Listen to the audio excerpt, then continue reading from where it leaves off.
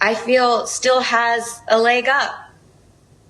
And it's and really the leg hard up is what I was saying. You still have your whiteness. That's what the term white privilege is. It means that whiteness still gives you an advantage no matter what.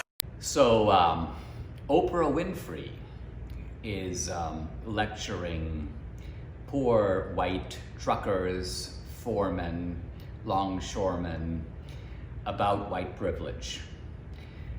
There's something inherently comedic about this. Would she dream of trading places with them? Never. Meanwhile, Oprah cozies up to rich white perverts like Harvey Weinstein. She seems to have no problem with those types of people who are actually in her social circle. But let's think about Oprah's point for a moment, because there might seem to be a grain of truth to it. Oprah seems to be saying, I might be black, but nevertheless, if I'm in a white neighborhood, the cops are still gonna pull me over. Actually, yes, to get your autograph. Oh my God, it's Oprah! So that is nonsense. But she is right that cops, for example, in a white neighborhood might look twice if they see a black guy in a hoodie. In that sense, the cops would seem to be attentive to race.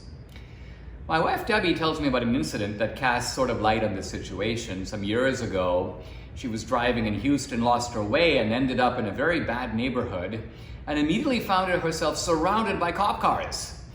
They pulled her over because they were checking out a drug deal, and they were so shocked to see someone like Debbie, basically a white woman in a nice car, in that neighborhood, that something was amiss. So they pulled her over, and of course she was crying, and they realized that she was not up to anything bad at all. They let her go. But the point is that their antenna went up. And why did it go up? Not because she was white, but because they're trained to look for things that don't fit the landscape.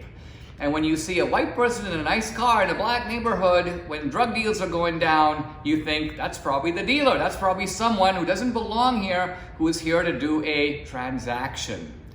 And that is exactly the same reason why cops treat a black kid in a hoodie, let's say in Beverly Hills, unless they know the kid, they look twice. Why? Not because they're anti-black, but because they are trained to look for things that are amiss that might signal that something is wrong. It's the same reason, for example, that if cops are walking past a bank and they see a car with its engine running and four guys, of whatever race, animatedly talking to each other and looking at the bank, the cop is trained to think, wow, I wonder if they're up to no good. So we can't call racism what is nothing more than a rational attentiveness to a situation. Some years ago in my book, The End of Racism, I used the phrase rational discrimination.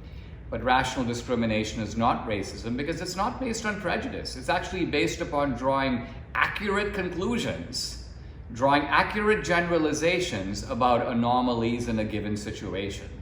Much of this complexity is simply lost in the kind of one-sided or simplistic rhetoric that we're subjected to. Oprah herself is giving way to that nonsense, but somebody as smart as she is should surely know better.